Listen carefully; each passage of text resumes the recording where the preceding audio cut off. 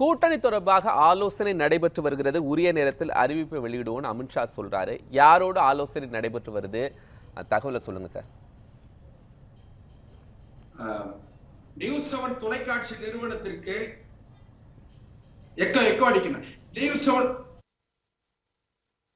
News 7 தொலைக்காட்சி நிறுவனத்திற்கு நெறியாளர் சகோதரர் கோபாலகிருஷ்ணன் அவர்களுக்கு, என்னுடைய சக பங்கேற்பாளர்களுக்கு, தொழில்நுட்ப கலைஞர்களுக்கு என்னுடைய மாலை வணக்கம்.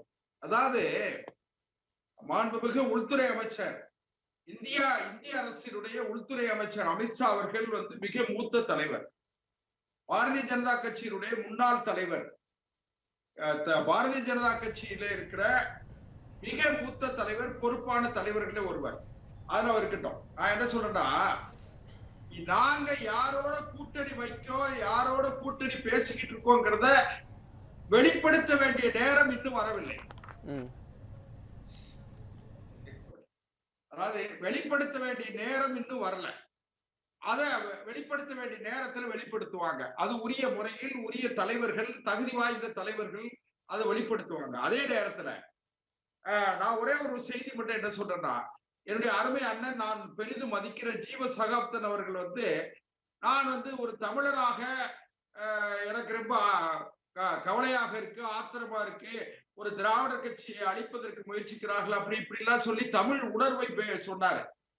நான் ஒண்ணு கேட்க, அண்ணன் ஜீவ சகாப்தன் அவர்கள் மூலமாக நான் திராவிட முன்னேற்ற கழகத்திற்கு ஒரு கேள்வி வைக்கேன். என்ன கேட்டீங்கன்னா, 2009 2004 இன்னும் சொல்ல போனீங்கன்னா 1999 இருந்து 2004 வரை பாரதிய ஜனதா கட்சியினுடைய அமைச்சரவையில், அடல் பிகாரி வாஜ்பாயினுடைய அமைச்சரவையில் திமுக அமைச்சர்களாக பங்கெடுத்திருந்தார்கள். ஒண்ணு. இரண்டாவது, 2009 மிகப்பெரிய கோரமான படுகொலை இலங்கையில் நடக்கிற பொழுது தமிழ்நாட்டினுடைய முதலமைச்சராக மரியாதைக்குரிய டாக்டர் கலைஞர் அவர்கள் இருந்தார்கள். மத்தியிலும் ஆட்சி அதிகாரத்தில் இருந்தாங்க. அதை வச்சுக்கிடுவோம். இதெல்லாம் இது பொதுவான செய்தி. இன்னொன்னு, 2011 அதாவது இடி என்போர்ஸ்மெண்ட்டை வச்சு நாங்க மிரட்டுற மாதிரி ஜீவ சகாப்தன் அவர்கள் சொன்னதுனால சொல்றேன். 2011 அறிவாலயத்தில் கீழே தகவல் தான் நமக்கு காங்கிரஸோடு கேளுங்க, நான் சொல்லி முடிச்சிடறேன். அறிவாலயத்தில் கீழே காங்கிரஸோடு பேச்சுவார்த்தை மேல வரலாறுகள் தெரியும் சார். அது தெரியும்ல, நிறைய விஷயம் தெரியும். இப்ப நமக்கு தெரியாத விஷயம் அமித்ஷா யாரோட கூட்டணி பேசுறாரு அப்படிங்கறத நமக்கு தெரியாது. அந்த விஷயம் தான் நமக்கு வேணும். அதாவது இல்ல நீங்க அதெல்லாம் யாருக்கு தெரியாம இருக்கும், எல்லாருக்குமே தெரியும். அது சொல்லுங்க சார். அதிமுக அப்படி எந்த சம்பவங்களும் இல்லைன்னு சொல்றாங்க. நீங்களா சொல்லுங்க பாஜக சார்பில். நாங்களும் தானே சொல்றோம். நாங்களுமே அதற்கான காலம் கணியட்டும், கணிந்த பிறகு நாங்கள் உரிய முறையில நாங்கள் பொது விவாதங்கள்ல பத்திரிகையாளர்கிட்ட சொல்லுவோம். இன்னொன்னு, ஒரு அரசியல் ஒரு அண்ணா சொல்லுங்க, ஜீவாண்ணா ஏதோ சொல்றீங்க.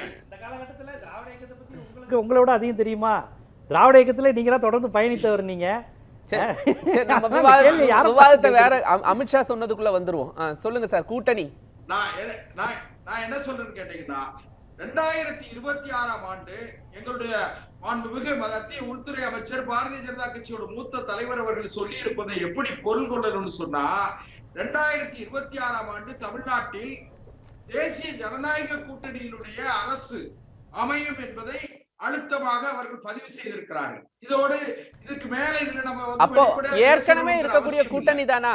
ஏற்கனவே இருக்கக்கூடிய கூட்டணி தானா? 2024 மக்களவை தேர்தலில் எந்த கூட்டணியில தேசிய ஜனநாயக கூட்டணி கட்சிகள் இருந்தோ அதே கட்சிகளோடு, புதிய கட்சிகள் எல்லாம் கிடையாது. அண்ணா ஒண்ணே ஒண்ணு கேளுங்க. 2024 நாடாளுமன்ற தேர்தலில் இருந்த கூட்டணி 2026 சட்டமன்ற தேர்தலில் இருக்கும்னு நீங்க எப்படி நினைக்கீங்க? எப்படி உத்தரவாதமா சொல்றீங்க? சரி, இன்னும் சொல்ல போனீங்கன்னா, கூட்டலும் கழித்தலும் சேர்ந்தத, கூட்டலும் கழித்தலும் வகுத்தலும் பெருக்கலும் தான் கணக்கு. எங்க கழியுது எங்க கூடுது அதையாவது சொல்லுங்க சார். இல்ல, நான் என்ன சொல்றேன், திமுக கூட்டணியில இருந்து நிறைய பேர் வெளியே வந்துருவாங்கன்னு நான் சொல்றேன். சரி, அவங்க பாஜக சேருவாங்கன்னு சொல்றீங்களா? தேசிய ஜனநாயக கூட்டணியில சேருவாங்கன்னு சொல்றீங்களா? அண்ணா, நான் ஒரே ஒரு விஷயம் என்ன கேளுங்கன்னா, நீங்களும் ஒரு மூத்த நெறியாளர், மரியாதைக்குரிய அண்ணன் ஜீவ சகாப்தனுக்கு நிறைய அரசியல் வரலாறுகள் தெரியும். நான் ஒண்ணே என்ன சொல்றேன்னா, அரசியல்ல யாராவது ஒருவர் காங்கிரசும் பாரதிய ஜனதாவும் கூட்டணி சேரல. தமிழ்நாட்டை பொறுத்த வரைக்கும் திமுகவும் அண்ணா திமுகவும் கூட்டணி சேரல. மற்ற எந்த கட்சி யாரோட சேரல சொல்லுங்க? எந்த கட்சி யாரோட சேரல? அதனால நீங்க அரசியல்ல கூட்டணிகள் மாறும். இல்ல ஏன் மறைக்கிறாங்க சார்? இந்த கூட்டணி பேச்சுவார்த்தை நாங்க இந்த கட்சியோடு செய்து கொண்டு இருக்கிறோம் அப்படின்னு வெளிப்படுத்துறதுல என்ன அச்சம் இருக்க போகுது? ஆமா, நாங்க டெல்லியில வந்து எடப்பாடி பழனிசாமி சந்திச்சாரு, திரு செங்கோட்டையன் அவர்கள் சந்திச்சாங்க, நாங்க இது சம்பந்தமா தேர்தல் சம்பந்தமா பேசணும் அப்படின்னு வெளிப்படுத்துறதுல, டைரக்டா வெளிப்படுத்துறதுல என்ன பிரச்சனைங்க இருக்கு? நீங்க ஒரே ஒரு விஷயம் கேட்டீங்கன்னா, இன்றைக்கு தமிழ்நாட்டினுடைய சட்டமன்ற எதிர்க்கட்சி தலைவர் முன்னாள் முதலமைச்சர் திரு எடப்பாடி பழனிசாமி அவர்கள் உள்துறை அமைச்சரை சந்தித்து விட்டு வெளியே வந்து என்ன சொல்றாரு, நாங்க தமிழ்நாட்டினுடைய நலனுக்காக பேசணும்னு சொல்றாரு. இதை விட என்ன சொல்ல முடியும்? அதனால எங்களுடைய அண்ணா ஒரு ரெண்டு அரசியல் சந்திக்கிற பொழுது சொல்லுங்க சார், நலனுக்காக சந்திச்சோம்னு சொல்றாங்க. ஆனா அமித்ஷா அவர்கள் எக்ஸ்தல பதிவு பார்த்திருப்பீங்க, தேசிய ஜனநாயக கூட்டணி ஆட்சிக்கு வரும் சொல்லி இருக்கிறாரு. இன்னைக்கு செங்கோட்டையன் அவர்களுடைய டெல்லி விசிட்டுக்கு அப்புறமாட்டு கூட்டணி தொடர்பான ஆலோசனை நடைபெறுது அப்படின்னு வருது. ஆனா யாரோடு அப்படிங்கிற ஒரு பூடம் வைத்தே அவர்களுடைய பேச்சு போயிட்டு இருக்கு. நான் ஒண்ணு சொல்றேன் அண்ணன், இரண்டு மருத்துவர்கள் சந்தித்தால் மருத்துவத்துறை சார்ந்த ஆலோசனை நடத்துவாங்க. இரண்டு வழக்கறிஞர்கள் சந்திச்சாங்கன்னா வழக்கு தொடர்பாக ஆலோசனை நடத்துவாங்க. இரண்டு பத்திரிகையாளர்கள் சந்தித்தால் பத்திரிகை ஊடகத்தினுடைய வளர்ச்சி வீழ்ச்சி அதை பற்றி ஆலோசனை நடத்துவாங்க. அதே போலவே இரண்டு அரசியல் கட்சி தலைவர்கள் சந்திக்கிற பொழுது அதுல அரசியலும் விவாதிக்கப்பட்டிருக்கும். அதெல்லாம் பொது வெளியில பேச வேண்டிய நேரம் வரும்போது பேசுவோம். காலம் கடியும். இல்ல இப்பவே பேசினா என்ன பிரச்சனை வரும்னு நினைக்கிறீங்க? இப்பவே பேசினா என்ன பிரச்சனை வரும்?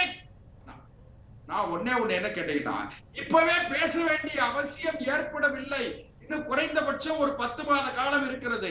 இந்த செய்திகளை நீங்களும் நானும் பேசுவதற்கு இன்னும் 10 மாத காலம் இருக்கிற காரணத்தால் ப்ரீ மெச்சூர்ட் பீரியட்ல, அதாவது முதிர்ச்சி அடையாத, இன்னும் சொல்ல போனா கனியாத காலத்தில் காயை பறிக்க வேண்டிய அவசியம் இல்லை. அதனால காய் நன்றாக காய் விளைந்திருக்கிறது. அது நன்றாக பழுக்கிற வரை காத்திருப்பதுதான் ஒரு நல்ல. தூத்துக்குடி செல்வம் சார், உங்களுக்கு டெல்லியில நிறைய சோர்சஸ் உண்டு, அதன் அடிப்படையில சொல்லுங்க. செங்கோட்டையன் அவர்கள் இன்று டெல்லிக்கு போயிருக்காங்க, நிர்மலா சீதாராமன் அவர்களை பார்த்திருக்காங்க. எதற்காக பார்த்தாங்க? உங்க சோர்சஸ்ல சொல்லுங்க சார். அதாவது மரியாதைக்குரிய மாண்புமிகு நிதியமைச்சர் நிர்மலா சீதாராமன் அவர்கள் தமிழ்நாட்டினுடைய மகள், தமிழ்நாட்டிலே பிறந்தவர்.